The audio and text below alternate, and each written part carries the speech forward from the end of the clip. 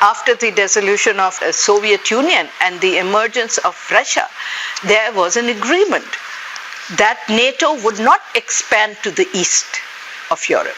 We see that in the last 40 years, EU has expanded 8 times, NATO has expanded 5 times. The entire sort of confrontation that's going on in Ukraine is about violating that unwritten sort of understanding and agreement between the Western powers and the East that Georgia would be the red line for Europe and US, and Crimea and Ukraine would be the red line for Russia. But we see repeatedly America pushing that red line and eventually getting Europe embroiled in yet another very destructive war in its neighborhood that is spilling over in Europe and making an already difficult economic and societal situation even worse. And right from 2014, when the Crimea issue happened, we saw dissenting voices.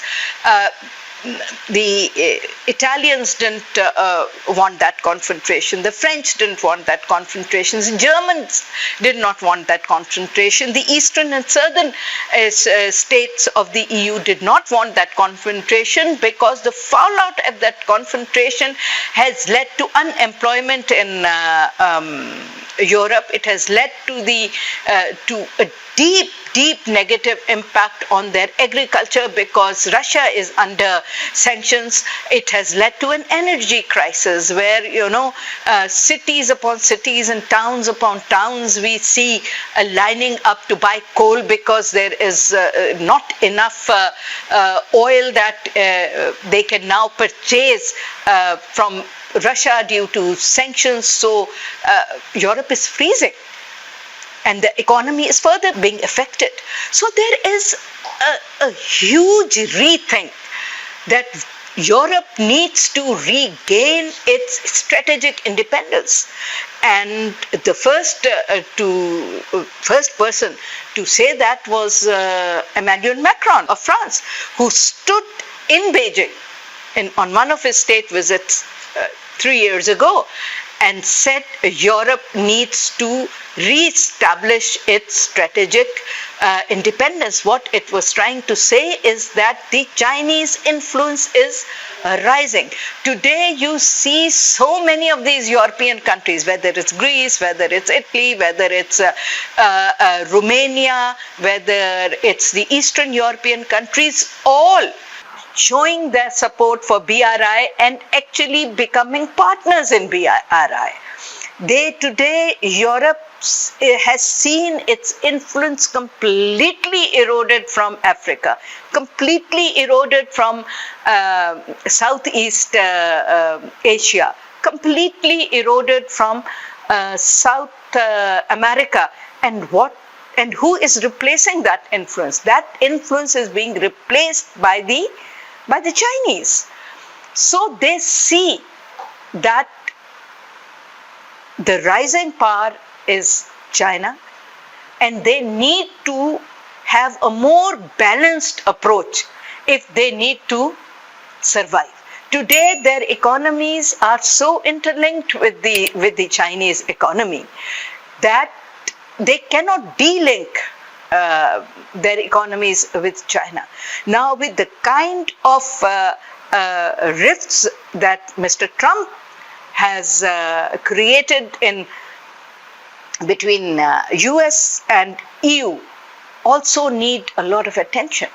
Denmark they have a full-fledged confrontation going on with Denmark because they want Denmark to hand over Greenland to them, which has been an integral part of Denmark for centuries, for forever. They are pressurizing the European countries to cut relations with the Chinese, to stop their trade with the Russians.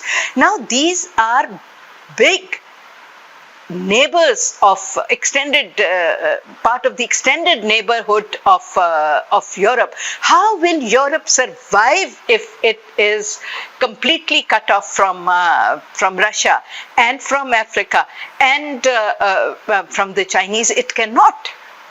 So nowadays there is a very deep rethink between US and the EU. I think that completely explains where America is today as far as its relationships are concerned. Jeffrey Sachs, the other day in an interview I was watching, he quoted Henry Kissinger, and Henry Kissinger said that if America is your enemy, then it's dangerous for you. But if America is your friend, then it's fatal for you. And today we have seen that repeatedly happening. You see what is happening with their strategic partnership with India. You know what has repeatedly happened to Pakistan being in the American, I wouldn't call American camp, but maintaining a kind of a strategic and tactical relationship with them.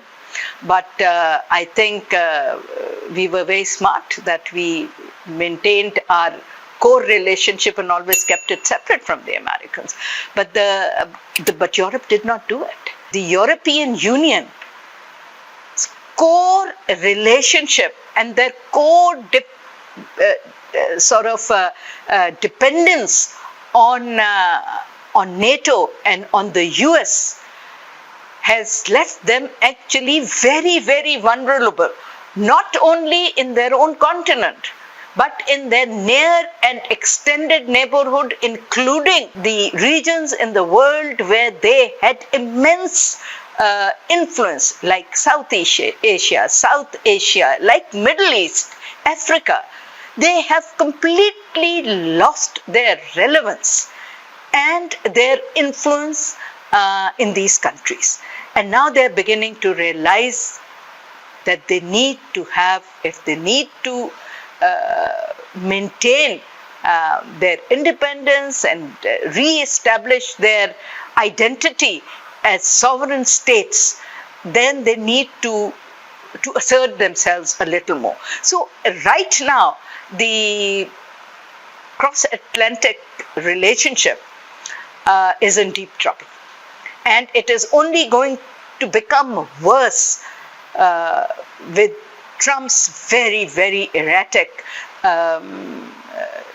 sanctions policies and tariff policies. It is hitting at the heart of European interests.